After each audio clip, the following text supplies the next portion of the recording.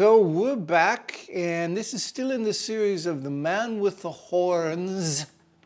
Richard Carson Steuart here in my La Tromba studio in Würzburg. I've got two guests, and this is our last YouTube of the day because we've got to get some eats, and we're invited up to the terrace, and we're preparing for this on the terrace, but it's in 6 weeks, so we got a lot of time to jam and look for some good ideas and just, you know, be relaxed about it, which is great. I love to rehearse. I love to work with nice people that are very interested in making music and enjoying their lives and dedicating their lives to making art. So Jean-Luc has a boucher, which you never see these days, a boucher of 1920 boucher saxophone, and this is a 1920 Kahn trumpet. And it says a 58B, which is a very special kind of thing. It's a real jazz trumpet. You can see how tight it is and all kind of, it's very tight and very small bore. And it's in pretty good shape. The valves are still popping. That means they're tight. And I take pretty good care of it. This instrument cost me 20 lessons. Did I tell you about the story? Yeah. So this is that's my 22nd trumpet. No, 20 lesson trumpet, not 22nd. And how did you get the saxophone, Jean-Luc? You have to talk loud because I've got the microphone. Yeah, so it's a little bit complicated. So in Munich, I'm playing with the brass band. So we play, You were playing? I were playing with... Was playing? What? I was playing with a jazz... Playing, yeah. With a marching band? No, it's not a marching band. It's Symphonic? It's a brass band, but we don't play traditional brass band music. Oh, okay. Like we don't do marching stuff. So do you like Balkan music? Or? Yeah, we do Balkan music. Well, originally a Moroccan brass band doesn't have any saxophones in it. Yeah, this is not a brass; it's a woodwind. Yeah, exactly. Yeah. So it wasn't a brass band. So you were playing with a wind ensemble. Wind ensemble, yeah. Okay, okay. How you call it?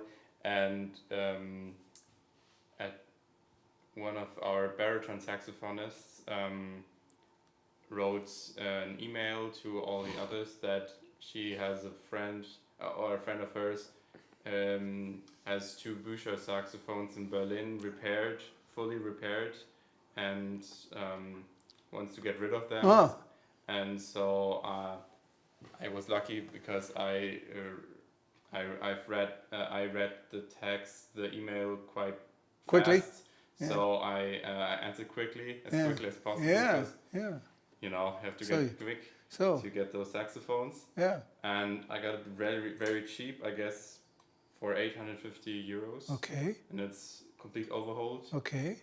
So yeah. It needs to be silver plated again, or maybe not. I mean, here there's some lacquer going. That's not lacquer. That's silver plate. Oh, that's. That's not lacquer. It's silver plate. Yeah. So your instrument is silver plated, which means it has to be submerged in an electrolysis bath. But all things have to be taken off and whatever. I mean, if the instrument works fine, it works fine. Yeah. So yeah, and then I I searched for a great mouthpiece to fit the Bücher sound. So I found a Meyer. A Meyer. And because, you know, from what time? No, it's a new Meyer. Okay. But yeah, old Meyers are very expensive. The New York Meyers from 50s. Okay. But my teacher, so Hubert and I were searching for the right mouthpiece, and he recommended.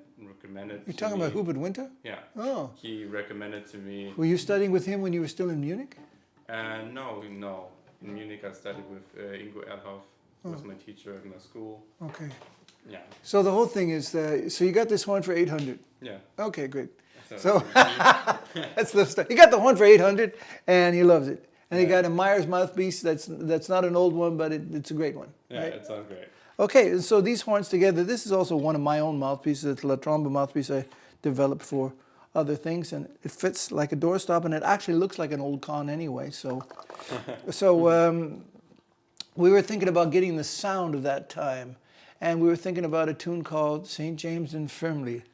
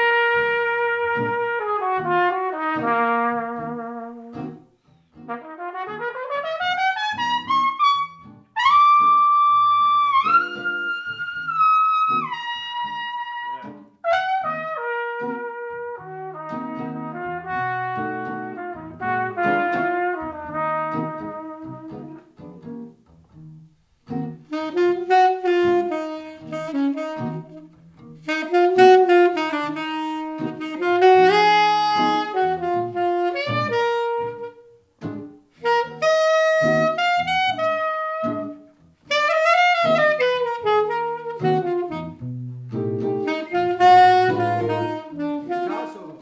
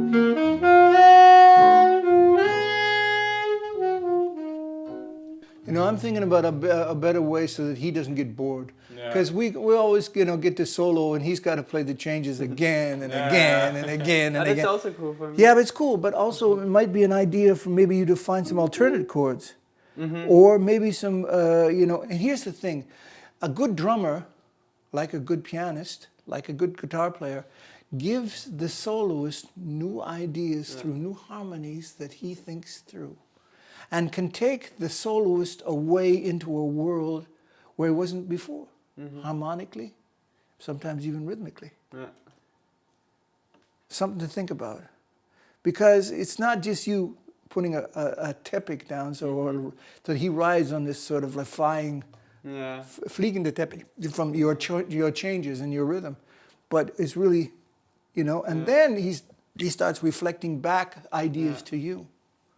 And then you get into this dialogue kind of thing, because that's the greatest thing about old jazz is the dialogue that took place. Like cutting sessions are bullshit, somebody's trying to play better than somebody else all the time. It's always somebody that can play better and higher and louder and faster. Who gives a shit about that? But you're getting in a conversation where you're giving the guy next to you new ideas and supporting his solo in a way that makes him feel lighter. And, like you said something to, it becomes, instead of a conversation, it becomes a consensus. Consensus.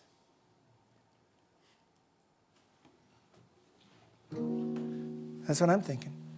So I think, what time is it now? What time we got? We got 4 minutes left. Why don't you, instead of me getting involved with you guys, why don't you just play something maybe you've also done just between you and you two? So you got a chance to do that for YouTube until the fade out today, and then we're going to get some eats. Sort of a set list, so. Hast du Lust? Ja, dann spielen wir doch.